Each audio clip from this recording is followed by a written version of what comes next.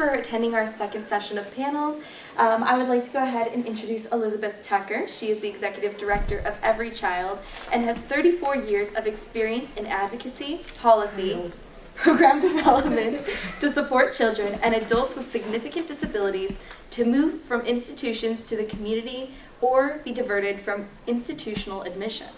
For the past 14 years, she has worked for EveryChild and has assisted more than 580 children living in institutions or at imminent risk of institutionalization to live with families. Over 60% of the children EveryChild has supported needed a host family. Elizabeth works closely with the Health and Human Services Commission and the Department of Family and Protective Services to support children with disabilities living in DFPS facilities to move to families with long-term services and supports that extend into adulthood. She has a deep understanding of the Texas system of community services and supports individuals with disabilities, including Medicaid and Medicaid waiver services.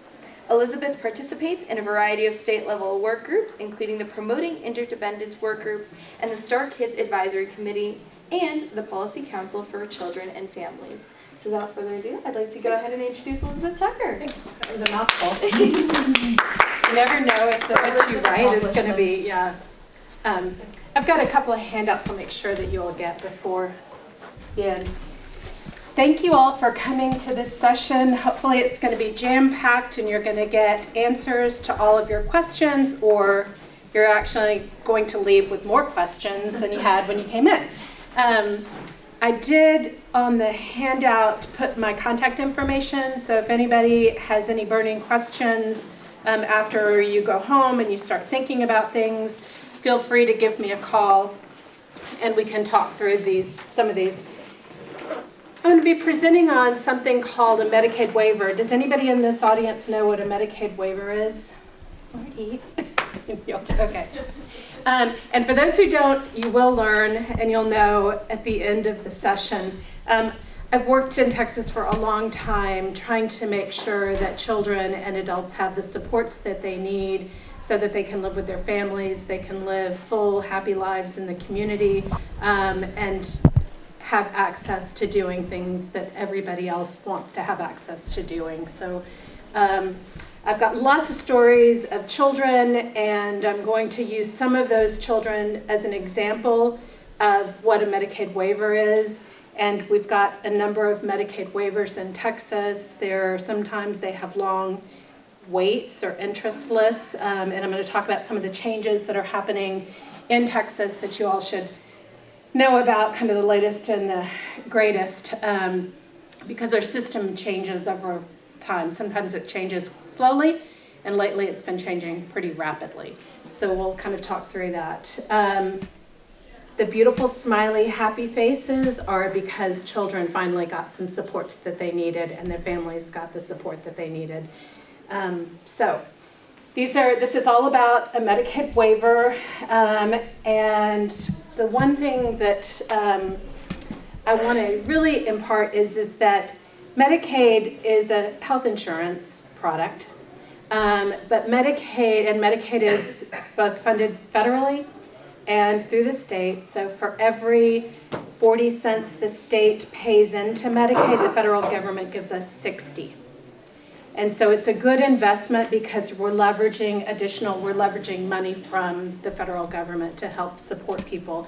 But Medicaid doesn't just pay for some of the medical things you might think about, like doctor's visits or hospitalizations, surgeries. Medicaid also pays for things that people need to live on a day-to-day basis. Somebody to come into the home to help somebody perhaps who needs help with dressing. Somebody who might come in that's going to help the child go out into the community to learn how to navigate their community, or the young adult or older adult. It often pays for things like nursing care in the home if somebody has a need for ongoing nursing in the home. It pays for therapy. Some of those things that sometimes typical health insurance has strong limits on. So occupational therapy, physical therapy, speech therapy, but also sometimes some specialized therapies and like horseback riding. And we'll talk about that. So with these supports, the reason Medicaid is so important is because it really allows people with disabilities to have the life that they really want and to have opportunities to go and do things. Without that, I mean, it's very expensive to pay for ongoing supports and services if you don't have access to them, and it's hard for adults to get to work and young people to get out and about in their community. So I wanted to tell you all a little bit about how some of these supports are paid for, and I also want to talk about what it means, parental income, and how that comes into play for children who are under the age of 18. And then I want to talk about some opportunities that some people have to buy into the Medicaid program. If they have a certain income limit, they can buy into Medicaid and pay a monthly premium to get access to some of these services. So I think that it's really important that you all as family members really understand the system, and you all who work with families understand the system so that you can help people kind of navigate it. It's amazing to me when I go out and speak how many people don't know about what's even available and what's possible. Sometimes I think it's the best kept secret, which is really unfortunate. We've got to make sure that people really understand it. So I'm going to go over the waivers, the buy-in, and then I'm going to talk about a little known Medicaid service called Community First Choice. So waivers. Waivers is just a fancy way for us to say it's a program that supports people living in a community instead of in an institution. So we're waiving off those institutional services, and we're using that money instead of in a nursing home. We're using the money to support somebody to live in their homes and communities. Instead of in one of those 6-bed group homes, we're using that money to support people to live in their homes and communities. So we're waiving off those same federal requirements and using that Medicaid money differently. That's all it means. But it is a program that supports people. In Texas, we have 7 Medicaid waivers. You do not need to memorize everything at all. You just need to know that something exists.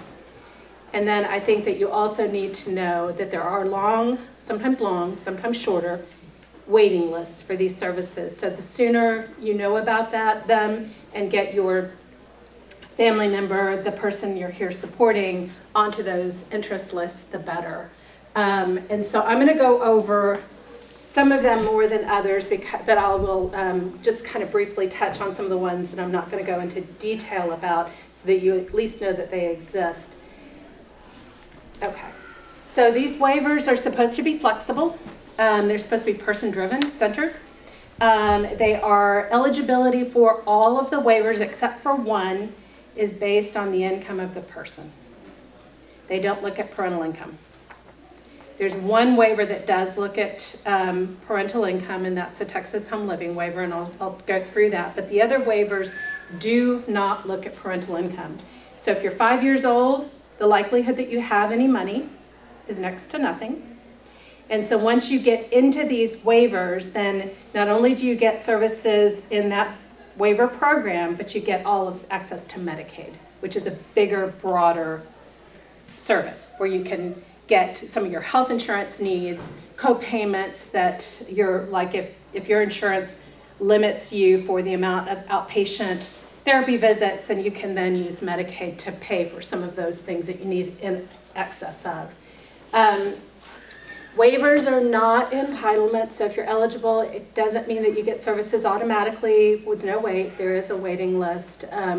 Texas is right now studying changes to the way that they control the waiting lists, and I'll talk a little bit about that because I think it's really important that the state hear from individuals and families about how they need to structure the waiting list. So medically dependent children's program. This is the first waiver that I'm going to talk about. I think it often helps to talk about a waiver by introducing you to a child.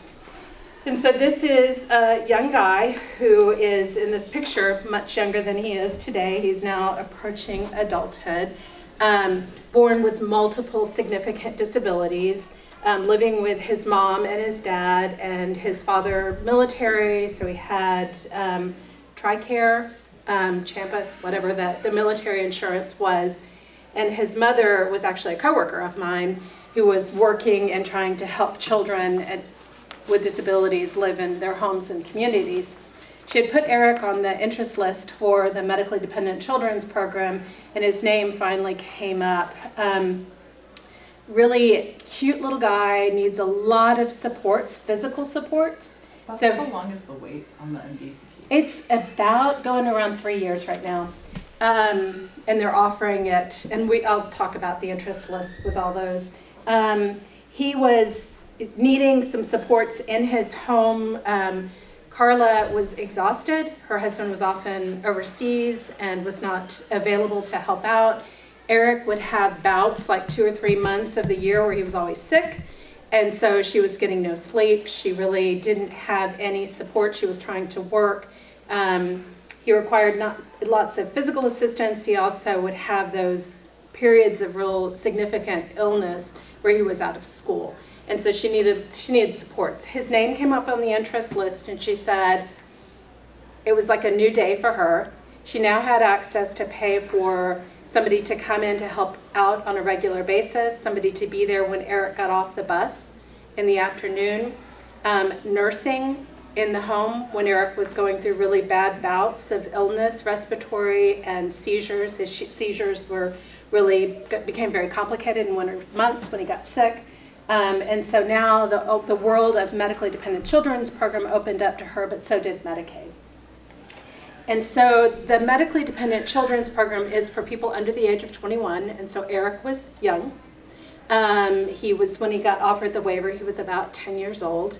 They didn't look at Carla's income at all for the medically dependent children's program. Her income is pretty mid-range, and so Eric didn't qualify for SSI, which is a supplemental security income, because their income was considered too high. And so she put Eric on the waiting list and was offered the service. So when Eric got to the top of the interest list and was found eligible for medically dependent children's program, he got the services under that plus all of Medicaid. So for this, the main service is respite, somebody to come in to help out so the family can get a little bit of a break. The respite in this can be done by a nurse if the child needs a nurse. It can also be done by a non-trained attendant for people who actually might not need a nurse, or who have a person that they trust that could be trained to do some of those delegated tasks like G-tube feedings and things. Carla happened to have a brother who she trusted explicitly and who had just moved to San Antonio, and he happened to be available in the afternoons, and so he was able to be hired to be Eric's respite provider. Also, the program paid for some minor home modifications, and so she was able to do some things that she needed to modify a vehicle, because it was really difficult to get Eric in and out of her car because he was getting bigger, and he used a wheelchair, and he was starting to get customized wheelchairs that didn't collapse and fold. And so she was able to get some modifications done to a vehicle. For adults that are, between 18 and 21, there's also some ability to get some employment assistance and some supported employment for individuals so that they can work. Adaptive aids, there were some adaptive aids in this program as well. So, and flexible family supports, that's often used for individuals who are like 13 and above and who no longer really go to daycare, or because they're old and daycare kind of stops at a certain age, middle school years, they no longer have those after school programs. Adoptive aids, you mean someone to come in and help? No, Oh. An adaptive aid is something like a specialized feeding seat. So there are some children who use a special kind of chair. There are other adaptive aids that might be able to control your environment. And so you may have a device that can turn on the lights for you or can open the door for you. There are all sorts of kind of adaptive aids out there that are making life so much more accessible for children and for adults. And so that's kind of the adaptive aids are those things that are kind of unique and different. For Eric got into this medically dependent children's waiver, and he used some respite and he did the minor home modifications, but what he really needed was over in this big Medicaid bucket. And so because the waiver didn't look at Carla's income, once Eric got into the waiver, he got eligible for all of Medicaid. And so for Medicaid, he was able to get unlimited prescription drugs. He was able to get specialized equipment, including an augmentative communication device that allowed Eric to communicate verbally with people around him. He was able to get private duty nursing in the home when he was going through those bouts of illness, because if you don't sleep for days on end, you're going to not be very good to anybody.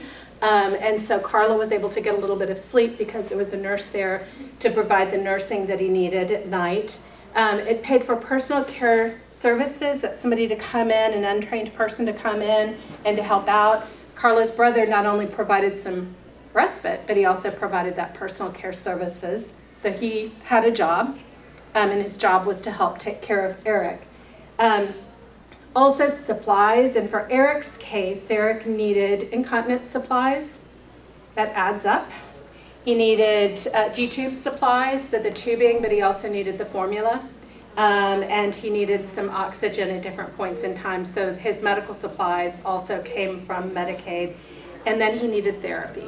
And so he needed access to the ongoing therapy that Medicaid provides. And for Medicaid, it's typically occupational therapy, speech therapy, and physical therapy under the Medicaid state plan. How do they define how much money is provided in the waiver program? The waiver is all based on an individual, and they do an assessment. And for the medically dependent children's program, they'll do an assessment and they determine how much would we pay if you lived in a nursing home? What's the daily rate? And so they have 34 different levels, and then they've got additional money put on top if you use a ventilator or if you have a trach. So it really just depends on the on what it is, your assessment. But the beauty of it again is most of the services for children under 21 are going to come out of Medicaid. And so the waiver, in some ways, while the services are wonderful, it really gives families access to this bigger pot of services and supports. That's awesome. It's huge. Yeah. I was just talking to a family that has HMOs that don't cover anything. Yes. I want to run out there and tell her about it. Absolutely. So, so that's the big piece. So some of the important things to remember about medically dependent children's program is that when you turn 21, you don't fall off the face of the earth and your needs don't automatically go away. And so children in that waiver roll into an adult waiver called Star Plus waiver. Yes? Is this only in the state of Texas, or does this qualify for everywhere? It's in the state of Texas, but there are other states all states have waivers.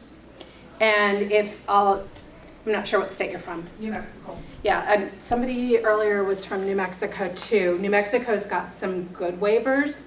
And so I think that you should get in touch with your local, actually New Mexico is ahead of Texas on waivers. Oh, well, I've already applied for a couple of them, so Yeah. I was just finding out. Yeah, this will give you, this is just Texas specific, but you kind of get a flavor for what's in other states. So children automatically go into the adult waiver. Children in medically dependent children's program get all of their Medicaid kind of services under a managed care model. So they've got to pick an insurance company, and the insurance company is the one that does the prior authorizations and says how much therapy they're going to get and how much attendant care they're going to get and how much nursing. So that's changed a little bit over the years. So class. Has anybody heard about class? You have, okay. I've just Yes. prescribed equipment. Okay. And let them pay for it. Class has been around since, Rewind just for a second. I'm sorry. Is MDCP and Star Kids the same thing, basically? No. Okay. no. Okay.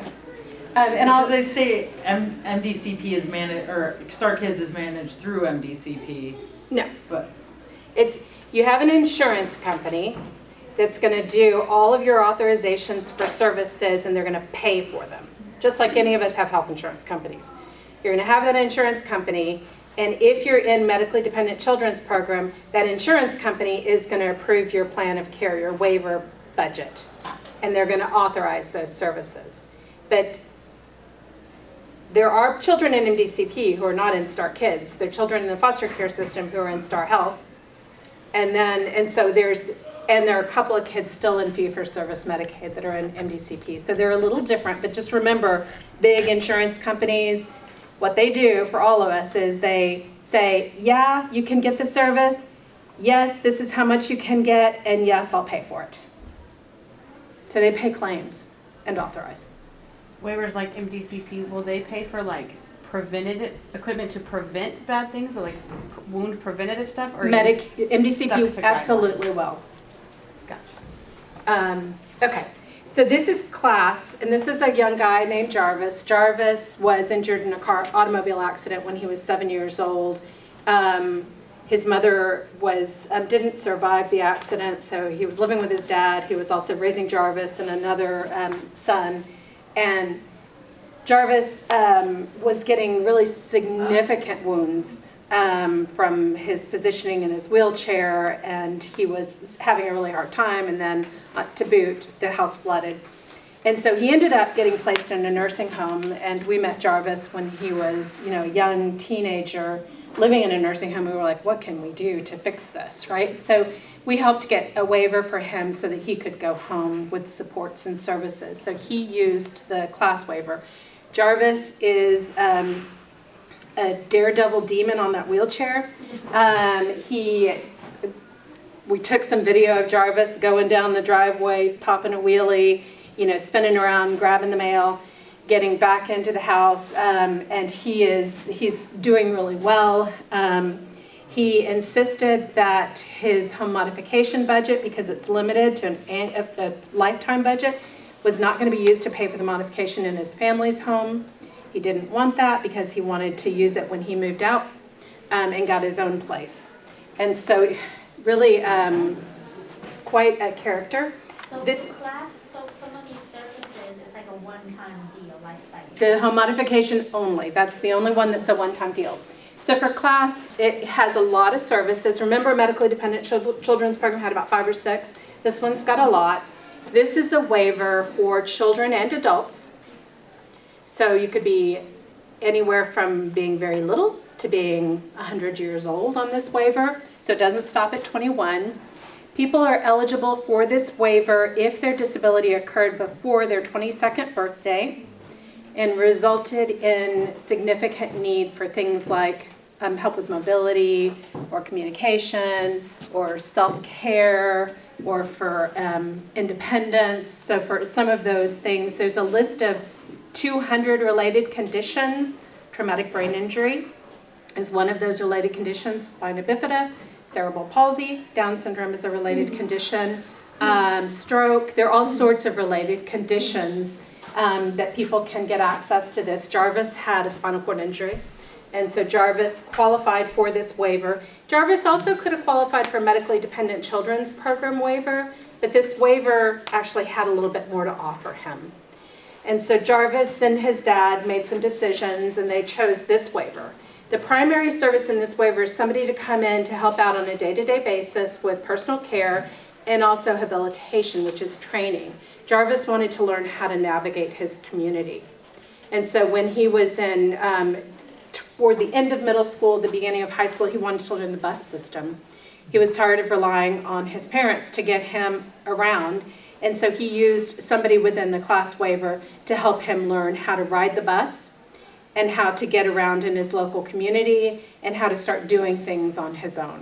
And so that's the one service he used from that. But also this waiver can pay for occupational therapy, physical therapy, and speech therapy that might be limited in Medicaid, especially limited for adults, not so much children. But for adults, they did some home and vehicle modifications. The home modifications is a one-time deal. So you've got up to $10,000 that you can use in a lifetime, and then you get like $300 or something every year to do some repairs. It's not much. We've been fighting this for a long time. People move, and it's ridiculous to have a one-time lifetime cap. Nursing is on the waiver, behavioral supports, including applied behavior analysis, dental services above and beyond what some people get. That includes sedation dentistry for people who need to be sedated to have their teeth cleaned or worked on. Supported employment, some specialized therapies. Class is the one waiver. It's got music therapy, massage therapy, horseback riding therapy, all the different art therapy, the different specialized therapies, which is life-changing for some people. Adaptive aids, that's $10,000 every year. That can be changed. We've got people who are modifying their vehicles. And so because vehicle modifications are so expensive, they're paying for part of it at the end of one year, and then the other half they're paying at the beginning of another budget year, and so they're making it work. And then some employment and auditory enhancement training. So for Jarvis used class. He came into class, and he used that teaching to get out and about in his community. He used some case management, minor home mods because he wanted to save that for when he moved out of his parents' house, and some specialized therapy. But it also gave him access to this Medicaid piece. And the Medicaid he uses for his doctor's visits, his medication, his equipment, his new wheelchairs that he needs, and any kind of incontinence supplies and other kinds of supplies that he needs. So because you kind of said he kind of shopped the programs, and for him, class was better than MDCP. Absolutely. Did he go to the same person to get that assessment, or did he have to go to two separate? Two separate. He never even applied for MDCP. He had access to getting either one because he was in a nursing home, but we actually just sat down with the family and talked it through, and he went for class. So who do we refer people to get this information? I'm going to give you a lot of information, and this thing is going to be videotaped, and I can also take calls. And there are people out there that know this stuff. Marty, you know a lot of stuff. I don't know nearly as Okay. much as you do. Is the wait list also about 3 years right now? The wait list for this waiver is outrageous. But we'll talk about that. But some of the important facts about class: don't despair. Get on the waiting list, even if it is. I'm even embarrassed to say what the waiting list is. Could they get MDCP while they're waiting for Yes, class? absolutely. You can put your name on every waiting list that you want, and your name comes up on the top of one. Accept it, and then 10 years later, your name comes up on another one. You can say, I don't want the first one anymore. I'm going to take this other one. And there are some ways to get some crisis services, and I gave you a cheat sheet handout that's on that. So for this waiver has an annual cost cap. It's the same one for everybody because they all have the same level of care. It's about $114,000 per year. Per person? Yes. No, people do not use that. Right. The average budget is more like 40. Because your budget is what you need, not what you can. There are some people with very significant high needs that will go up to that tip-top cap. They're mainly adults, and they're mainly adults that have pretty significant behavioral or pretty significant medical needs. The average people, really, I have to tell you that the best keepers of state dollars are families. Families, for the most part, don't want a lot of people in their home if they don't need them. And they know that there are other people who need services, and they're going to come up with the most efficient budget that's not going to break the bank. They are probably the most judicious users of state dollars because they understand it. And I'll tell you, it's not easy having a bunch of people in your home. So that's the class. Home and Community Services is another waiver. It's called HCS. And this waiver is also adults and children. But this waiver has a little bit of a different twist with an IQ requirement. But this is a young guy, Mason. Mason has autism, but he's also got some pretty significant mental health issues. And Mason lost all his family. Mason was living in a Child Protective Services facility, and we were able to get a waiver and get him into a family, and at the age of 17, he got adopted. This is Mason right after he got adopted on a plane on his birthday, flying to Mexico. Everybody in the plane sang happy birthday. The pilot let him into the cockpit, and he got to go meet a ton of extended family and sleep in a hammock on the beach. incredible story, incredible kid, lots of significant support needs, pretty impulsive, needs a lot of, he just blows up pretty quickly. And so we really worked with applied behavior analysis and some figuring out how to help Mason kind of chill out. Music, loves music, putting on headphones really kind of helps him get out of that kind of zone where he's frustrated and upset. Walking really helps. Drawing, he loves to draw, and we really have to have worked with people around him not to push his buttons, because sometimes the support people are the biggest offenders and the ones that kind of create the most havoc around people. So as families and as other people who work with kids, we kind of need to learn what it is that might set somebody off and try to prevent that and come up with other ways. So Mason's in the Home and Community Services waiver. This waiver is an alternative to somebody living in a 6-bed intermediate group home or 6-bed state-supported living center. It doesn't look at parental income, just like CLAS didn't look at parental income. Medically Dependent Children's Program doesn't look at parental income. For this waiver, typically you have to have an IQ of below 70 or 75. 75 if you've got spina bifida, Down syndrome, cerebral palsy, traumatic brain injury. 70 if you've just got an intellectual disability. And for those who also have a high medical need, they don't look at income, they don't look at IQ at all. So this waiver is like CLAS, except they have some residential options, 3- and 4-bed group homes, and something we call a host family, where it's another family who can help share in the care of the child or adult. And they don't have quite the same, they don't have those specialized therapies that are so important in the CLAS waiver, like horseback riding therapy and art therapy and music therapy, aquatic therapy, and massage therapy. But they have some of the same kind of services. And so for this waiver, Mason came into this waiver and he was living with a family that is not his family, but now has since adopted him. And he was using Community First Choice, which was somebody to come in to help out on a day-to-day basis with teaching Mason new skills and helping him go about in his community, similar to what Jarvis was doing, and behavior supports. He needed lots of behavior supports in order to really help work with him in a positive way that didn't make his life miserable. He also was able then, for his Medicaid, he used his doctor's visits and his medications. He doesn't have a lot of the same things that Jarvis has or that Eric has, but he does still use his Medicaid services. Now, Mason qualified for this waiver. He also could have qualified for the CLAS waiver because his IQ is below, he's got a related condition and his IQ is below 75, so he could have qualified for that one. He could not have qualified for the Medically Dependent Children's Program because he doesn't have high medical needs. So for Mason, some of the important things to remember is there is a way for people to get home and community services if you're in a crisis, and that's where I've given you this document. So if people are really in a real crisis, okay, there's a way to get this waiver without the wait. And for people who are at risk of going into a nursing home, there's a way to get this waiver without a wait and without ever having to go in. And then I've got some information on Medically Dependent Children's Program. Then Texas Home Living, very similar, except this is the one waiver that looks at parental income.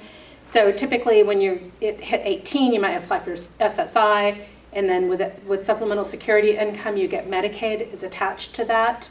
And so those individuals would probably qualify for this. It's very similar to HCS, but a much lower budget. The annual budget for this waiver is around $17,000 per year. But it gives access to some of those things people are really looking for, that community support, which is kind of the same thing that Jarvis and Mason use to get out and about in their community with somebody who is going to help them. Home mods, therapy, rehabilitation, adaptive aids. So, and then and they gave me a signal that I'm going, this is so much information in a quick period of time. Deaf-blind multiple disabilities waiver, there's information in your packet. It's for individuals who are experiencing both deafness, blindness, and a third accompanying disability. It's a very small population, very large array of services, very unlikely, it's a small population, very unlikely that somebody's going to qualify unless they meet all of those three things. So it is a population of people who need services pretty quickly. And so the waiting list is longer than it should be. We've always advocated to get rid of this interest list entirely and just support people. And then the yes waiver is for children under the age of 19 who have a significant mental health condition. This is a little guy that was blowing and going, and his family was denied access to the other waiver, the HCS waiver, because of his IQ. It's in the 80s. He has autism, but he's also got some significant mental health conditions, and so we were able to get him access to the Youth Empowerment Services waiver so that the family could get access to Medicaid and all the supports and services under Medicaid, and in addition, some of the services that are available in that Medicaid waiver, which are the services, they're listed in your handout. Some of the, for this one, there's some, again, somebody to come in and help out on a regular basis, respite, nursing, but then there's some specialized psychiatric supports in this waiver as well. It is statewide. There's a waiting there are waiting lists in some service areas, not in others. And then STAR Plus is the adult version of the medically dependent children's program, so for 21 years and over, and it's very similar to class and home and community services, that there are a lot of services that can be offered. There's also a list in your handouts of all the waiting list sites, so where to call to get your family member on that interest list. And I encourage you all, if you know of people, well, to get your own sons, daughters, family members, brothers, sisters, whoever on the interest list, but if you know of other families, please encourage them to call. The earlier the better. Texas has 157,000 people waiting for community-based services, and those are the ones who know about it. They're right now engaging in a study of the interest list to see if there's a better way to do that, to capture urgency of need, and so that if somebody has an urgent need, that they don't have to wait as long. And the legislature is asking them to do this so that they can figure out it's a drop in the bucket for them. Every legislative session, they kind of look at it and say, I don't even know where to begin. So they're trying to get a better sense of how to offer people services based on their urgency of need. So stay tuned for that. I am a little bit worried about where that's going to go. So we're always kind of paying attention. We don't want people who seemingly don't have a need to be placed on a registry where they wait forever with no services. So it's kind of we're having a delicate balance, but we do need to look at some other way to do it. Medicaid buy-in, there is a way for parents of children to buy into Medicaid, to call the state and say, I want to apply for this. It is income-based. Texas decided to use a certain income limit for that. We are below the nationally allowed limit, and so one of the things that a group of families were trying to push last legislative session was to go up to the national level so that more people can buy into it, because parents would pay money to get access to some of these services. And so we're just really trying to push the envelope on this. Medicaid buy-in was created because of families. Families went down to the Capitol. Families said, we're willing to be a part of this. We want to come up with solutions. We will pay. And so we just need to continue to push the bar to raise that income limit so we don't put families in poverty. When you say buy-in, are you meaning just getting support for You're paying a premium. Okay, but So- it's lower than what you. It's a sliding fee scale, and so it depends on your income. And so say your child doesn't qualify for SSI, for supplemental security income, or for Medicaid because your income is too high. Your income may be between a certain bracket where it's too high for typical to get eligibility for Medicaid, but it's still not super high, and so you can apply to the state. They'll determine whether you're eligible and what your monthly premium would be. So it's the same as saying, I'm going to pay so much per month for my daughter to have Aetna insurance, and so that's what they're doing. And there's information on how to go about doing that. It doesn't hurt to call and see. You'll be surprised. I'm working with a teacher and a firefighter who have a daughter who is now losing eligibility for one of the waivers because her medical needs are less severe than they used to be, and she's getting Medicaid through the Medicaid buy-in. There's also a Medicaid buy-in for adults that are working. And so we want to encourage adults with disabilities to work. And so there is a way for adults to work and to actually continue to have benefits. And so that's the Medicaid buy-in for working adults. These two things are very, they're not used very much and people don't know a lot about them. So, and then Community First Choice is if anybody does have Medicaid and they're on this waiting list for waiver services, there is an ability to get a service called Community First Choice, which is the service that Jarvis uses, the service that Mason uses, which is to help hire somebody to come into the home to help out on a day-to-day basis or to go out in the community with the individual to learn how to navigate their community and do things in the community. So Community First Choice is alive and well in Texas, again, underutilized, but it is there for people who have Medicaid. And some of you may, your sons and daughters or family members may have Medicaid, but they're on a list for a waiver. Call me if you need anything. I've given you some handouts. I'm willing to talk through specific scenarios with you. I'm glad that there's some people in the room that are also working with children and families to help spread the information even further. It's always exciting. So the waiting lists are very long. Some of them, class and HCS, are super long in the over 10 years, over 12 My years. understanding Start Plus is only like 45 days. Start Plus is about 6 months for those who don't have Medicaid. For those who do have Medicaid, there's no wait. Yeah. But for Star Plus is the waiver for 21-year-olds and above who have a medical need. And if you make above the Medicaid amount, the wait list for that waiver to get you into the waiver and to get you into Medicaid is about 6 months. It's very short. Once you have the waiver and you're on the list and you have class or you have whatever, where do you send the actual documentation to get the coverage? Does the person They make an application that they'll put their name on the waiting list and then they'll be contacted, and it depends on the waiver who contacts them. So if you're going into class, you'll be contacted by the state. The state will send them out a packet and say, you need to choose a direct service agency and you need to choose a case management agency. And then those two agencies will call you and they'll set up an appointment to come out to do the assessments. They do the assessments, they send that back to the state for eligibility approval, and then they develop a plan of care and start services. So I'm a PT. So Yeah. I've had several clients who have class but they don't know how to use it. Then, So then once we have XYZ, the vendor's ready to get something funded, how do we help them they have You a know what I case mean? manager. and how do we find out who they are? If they don't know who the case manager is,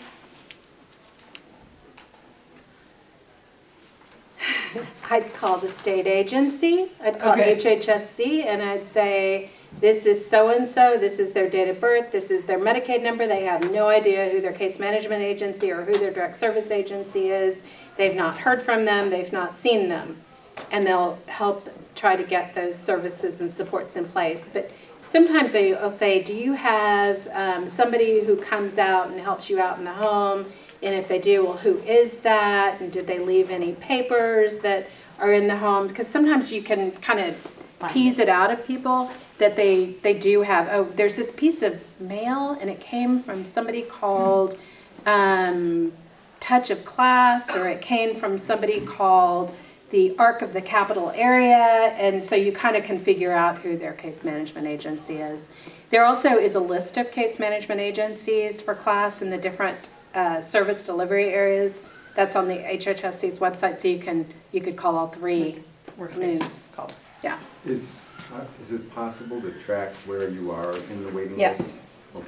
It is possible to track where you are on the waiting list, and I failed to say that.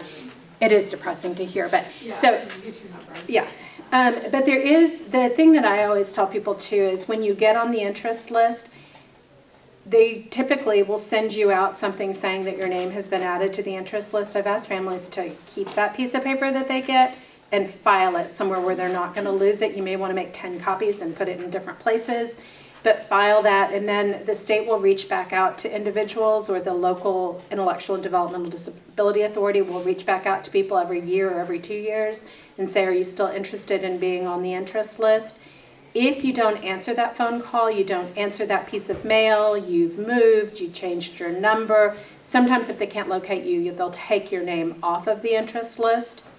So we have had an occasion where that's happened to a family before, but they've had a documentation that says that they were on the interest list and the state's reinstated them based on that date. But definitely, the other thing we tell people is call every year on your son, daughter, family member's birthday and just say, I just want to make sure that my son and daughter are still on the interest list and that you have all the correct information. So you have my correct phone number, you've got my correct address. That's just a helpful hint. And I would go ahead and put my son or daughter on the list for any of the Medicaid waivers you might think they're eligible for. They don't determine eligibility currently until you come to the top of the interest list. So that's always tricky. So sometimes people are like, I don't know if I'm eligible. I think I might be, but I'm not sure. So I would go ahead, and usually the three biggies are the class, HCS, and medically dependent children's program. Just go on all of them. I would. If you think that, if you think there might be any chance of eligibility, there's some people that probably are not going to be eligible for medically dependent children's program, and you know that because they don't have any major medical needs that would lend, that would entitle them to. That could change. It could change. It could. That's a shorter waiting list. That's a much shorter than the other two. But I would just stay in close contact. The waivers, everything it's a whole new world right now. And I think things are changing at the state, and they're looking at what they're going to do with the waivers and if they're going to put them under Medicaid managed care with an insurance company or how that's going to really work. So there's a lot happening. But I think the best thing that you all can do for your family and for your families that you support is to find out as much information and just to stay really aware and to always know that there is something. There's something out there that that can help people live full lives. And so I think that's the last thing I'm going to leave for people is a sense of real hope. I have one question that I've been meaning to ask you. Mm-hmm. So if somebody starts out on MDCP and then moves over to class, Yes, does the home modification budget reset? it does. It does. So It if you does switch, reset. You do get a second. It does. Okay. So, which is kind of silly. Home modification budget to me is just one that this is ridiculous. We have got to make some headway on that one because Why does people it do even it. need to be carved out from everything else anyway? You I know agree. I mean? What does it matter? Yeah. If you want to use your money to modify your home and that's the thing that's most important, then so be it. It seems, and again, the modifications are limited. You're not going to go out and build an addition on your home. You can't. Mm-hmm. And you're not going to go out and, put new wallpaper up everywhere because you can't.